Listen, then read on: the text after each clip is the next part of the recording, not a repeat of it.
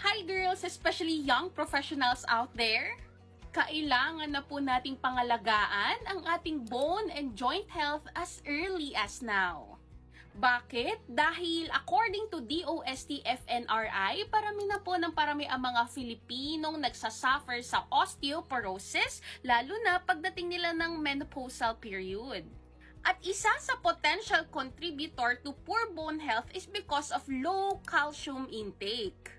Ni-reveal po nila na 97.2% sa mga matatanda ay nagsasuffer sa calcium deficiency.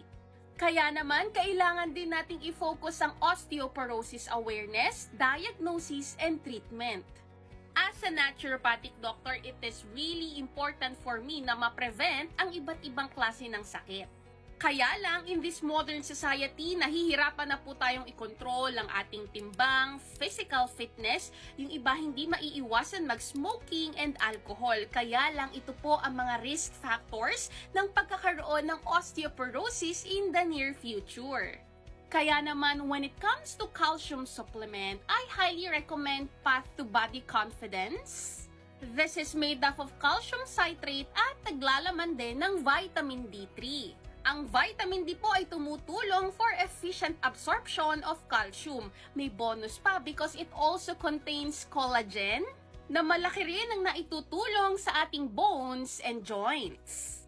This is FDA approved and ito po ay powder drink. Kaya pwede po kayong uminom ng isang sachet with or without meal. Tunawin nyo lang po ito sa 250 ml of cold water.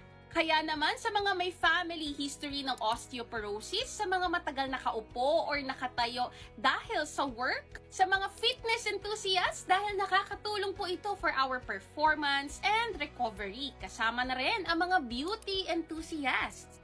Because of collagen for youthful skin and strong hair and nails. Prevention is always better than cure. Stay healthy po!